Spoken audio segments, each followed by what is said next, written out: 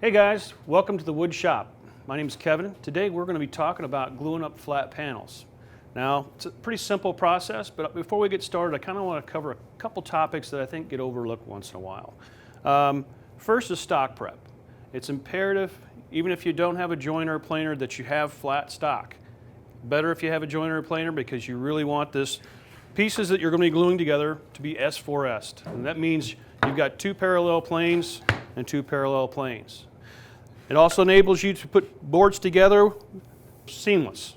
A joiner is a key component to this. And when I say S4S, what I'm looking for is a smooth surface on all four sides, okay?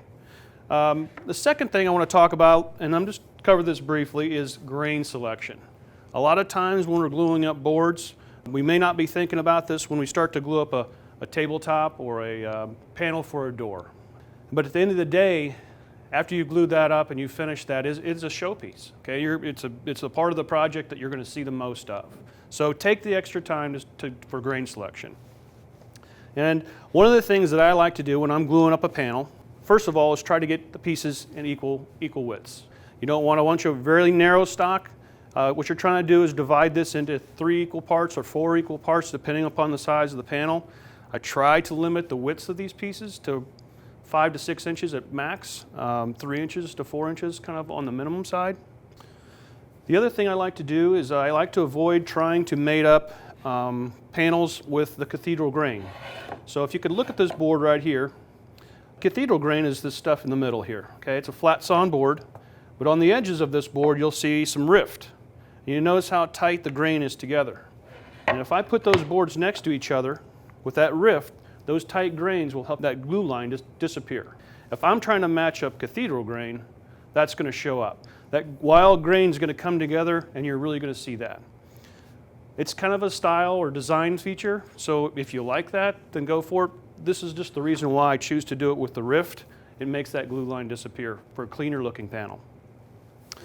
All right, so let's just say I've machined my stock and I've got everything fitting good. If you notice, I push these boards together. I'm not even clamping these boards, and if you can see, there's absolutely no gaps in those boards.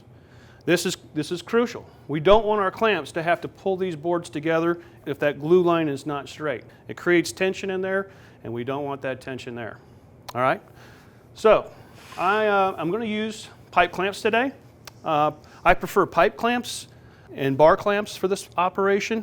I know a lot of guys have these type of clamps. These are kind of an entry level. A lot of people have them. They're very versatile for everything.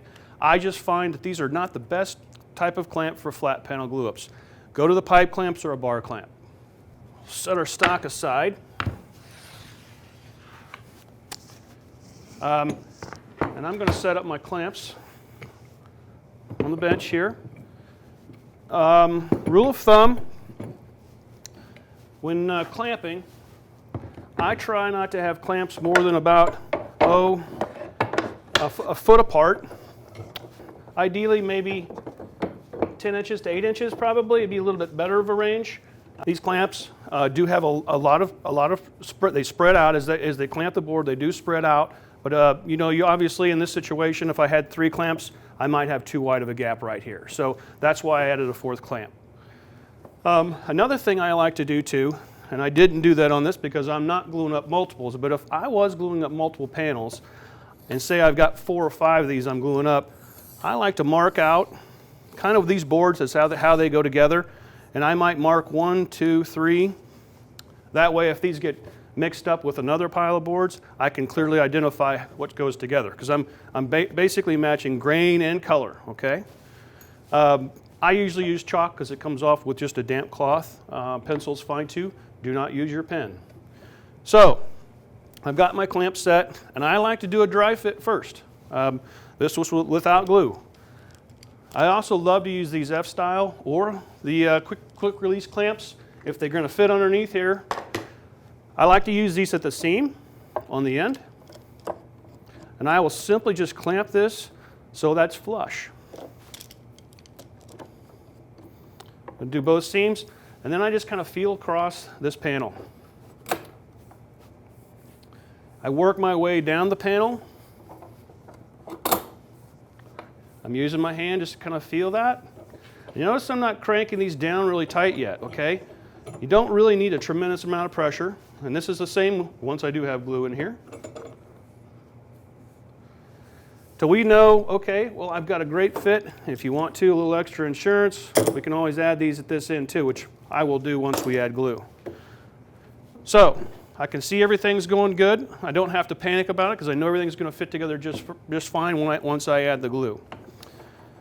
I want to cover a couple things here before I do. Make sure you use galvanized pipe when you use these pipe clamps. It is a little bit more expensive, but the black pipe, if you get glue squeeze out, moisture on that, it will soak into your piece of wood, and it does go below the surface quite significantly. So galvanized pipe works great.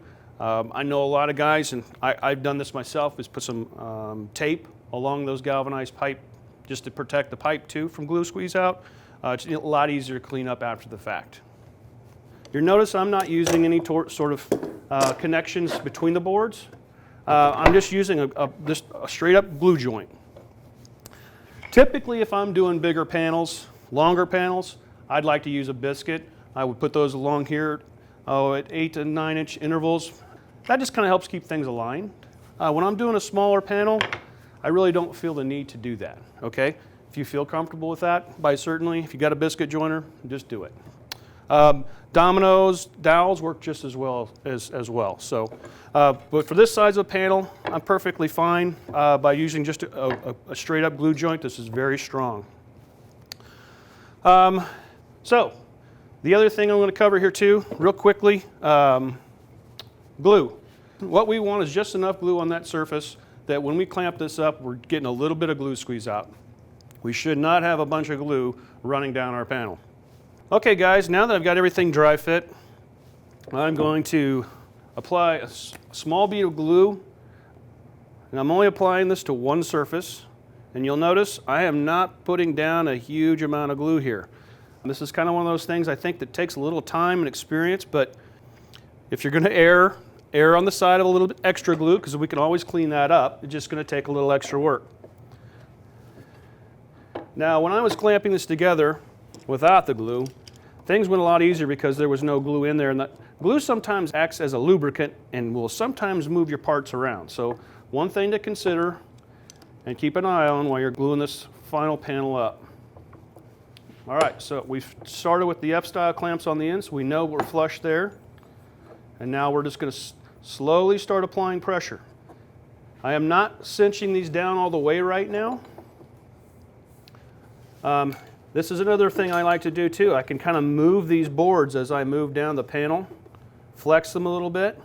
I know I'm getting flush seams. Let's say you're doing a big glue up of a huge tabletop that's about 8 feet long and 4 foot wide.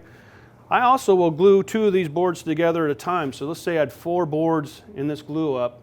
I maybe glue 2 of these together, then 2 of these together. I could then plane those to final thickness and then glue those 2 panels together at that time too. So break it down as much as you can. It just removes all the stress that can be coming when you have a glue up. Everything goes smooth until you add glue. All right.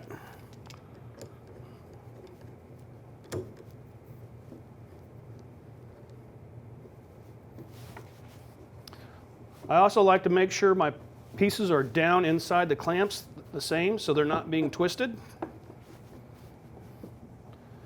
And now I'm going to come back and kind of cinch those clamps up. You notice I'm not getting a lot of squeeze out on that, and that's okay.